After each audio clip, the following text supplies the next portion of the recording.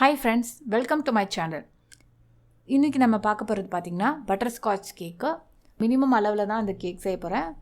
So இதுக்கு வந்து என்னென்ன செஞ்சு வச்சுருக்கேன்னு பார்த்தீங்கன்னா, கேக்கை வந்து பட்டர் யூஸ் பண்ணியிருக்கேன், அப்புறம் ப்ரலைன் பண்ணியிருக்கேன், அப்புறம் கேரமல் சாஸ் பண்ணி வச்சுருக்கேன். இதுக்கெலாம் வந்து நான் செப்பரேட்டாக தனியாக வீடியோ போடுறேன்.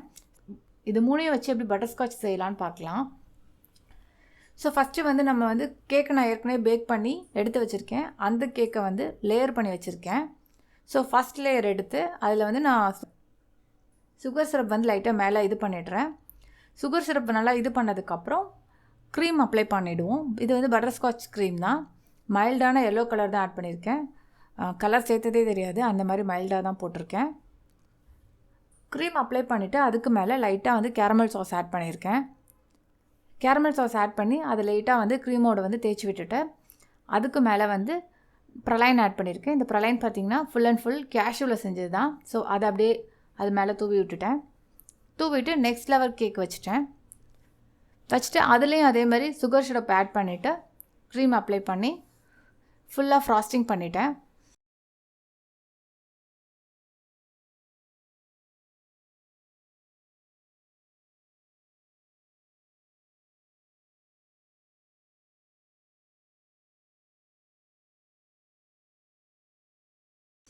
ஃப்ராஸ்ட் பண்ணி ஒரு 1/2 அன் ஹவர் கிட்ட ஃப்ரிட்ஜில் வச்சு எடுத்துட்டேன்.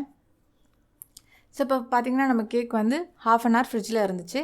ஸோ நல்லா செட் ஆகிருக்கும். இப்போ வந்து நம்ம செகண்ட் லெவல் ஆஃப் லேயரிங் பண்ணிடலாம். பட் நான் அந்த செஞ்ச வீடியோ வந்து மிஸ் ஆகிடுச்சு. ஸோ நெக்ஸ்ட் வீடியோவில் அது மிஸ் ஆகாமல் நான் பார்த்துக்கிறேன். ஸோ இது வந்து உங்கள்கிட்ட காட்டுறது பார்த்திங்கன்னா நான் ஃபுல்லாக முடித்ததுக்கப்புறம் தான் செகண்ட் லேயர் ஃப்ராஸ்டிங்லாம் முடிச்சுட்டு அதில் வந்து ப்ரலைன் அங்கங்கே தூவி வச்சுருக்கேன்.